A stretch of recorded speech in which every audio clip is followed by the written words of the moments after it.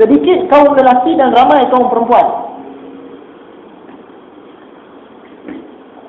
Dalam bidang perguruan, kita tengok nisbah dia lebih kurang sekarang ni 1 lelaki 3 perempuan. Cikgu perempuan 3 orang, cikgu lelaki 1 orang. Di maktab pun macam tu. Perangkaan penduduk dunia hari ini menunjukkan bahawa jumlah kaum perempuan adalah lebih ramai daripada jumlah kaum lelaki. Di sesetengah negara terdapat nisbah bagi bilangan setiap lelaki berbanding dengan 11 wanita. Masa Tuan Syekh kita ni karang kitab dia ni, ada negara-negara yang mana bilangan lelaki dia 1 orang, perempuan dia 11 orang. Menunjukkan ramainya wanita daripada lelaki. Dan kalau kita meneliti di merata tempat, kita akan dapat membuat kesimpulan bahawa perempuan adalah lebih banyak daripada lelaki.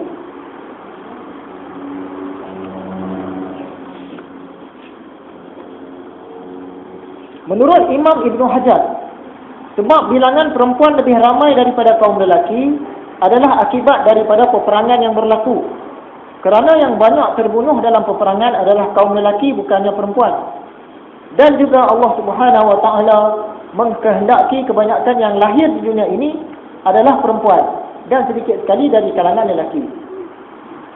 Jadi setelah melihat hadis ini, saya pun meneliti satu jadual penduduk mengikut jantina kumpulan etnik dan umur Malaysia tahun 2010.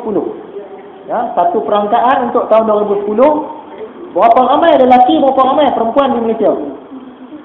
Sungguh pun perangkaan ini tahun 2010, tetapi berdasarkan bancian tahun 2000. Berdasarkan bancian tahun 2000.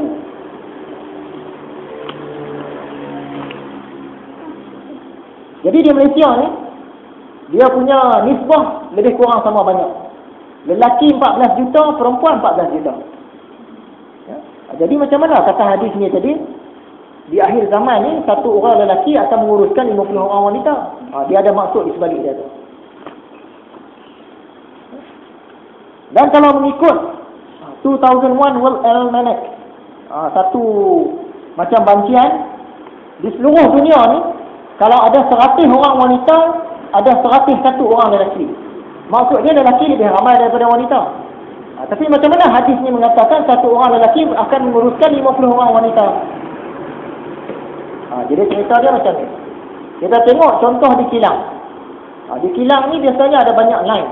Untuk setiap satu line tu dia ada supervisor dia. Supervisor biasa lelaki, tapi yang bekerja semua perempuan. Kita tengok 50-100 orang perempuan, supervisor seorang je lelaki. Itu maksud dia, 1 orang lelaki akan menguruskan 50 orang perempuan.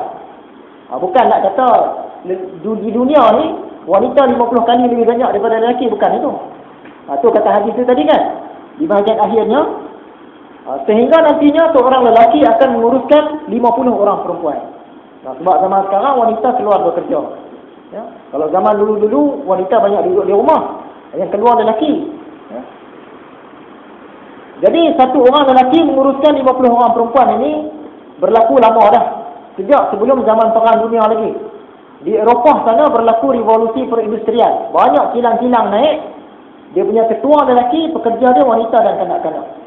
Jadi memang benar lah.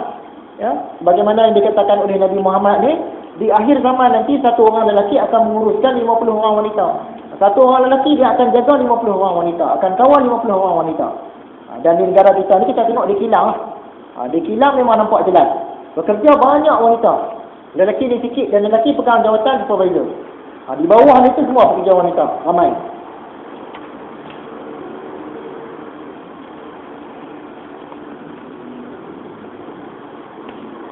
Jadi hadis ini pun pendek saja, rasanya jelaslah kepada kita.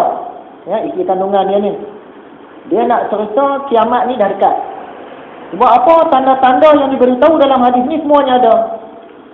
Ilmu sikit. Kita tengok hari ni orang berjuang. Nak berjuangkan agama, jadi pendakwah, tapi ilmu dia tak ada. Dia sekadar berjuang, semangat berjuang, ilmu tak ada. Kadang-kadang orang yang tak berjuang, yang tidak terlibat dalam jemaah Islam, dia ni lebih banyak ilmu pada orang yang berjuang. Yang duk kata lebih duk berjuang ni kan, orang biasa pula lebih daripada dia lagi. Dah terbalik. Sepatutnya kalau pejuang ni dia kena lengkapkan ilmu dia. Banyak kejahilan, banyak berlaku perzinaan. Memang nampak semua lah. Ya, ramai kaum perempuan, sedikit kaum lelaki, sehingga satu orang lelaki akan menguruskan 50 orang perempuan. Semua ni dah berlaku. Jadi kesimpulan dia, hari kiamat tu memang sudah sangat-sangat dekat. Ringkas dia cerita. Jadi syair Syekh Fahmi Zamzam, bunyi dia lebih kurang, sedikit ilmu banyak yang jahil, akibat zina banyak yang hamil, banyak terjadi perkara ganjil, di sana sini besar dan kecil. Jumlah lelaki kian meningkat, kian sedikit. Jumlah lelaki kian sedikit. Wanita ramai menghimpit-himpit. Wanita kerja mencari duit, peluang lelaki menjadi sempit. Itu dua rangkap pantun Syekh Fahmi Zamzam untuk hadis yang dia syarahkan.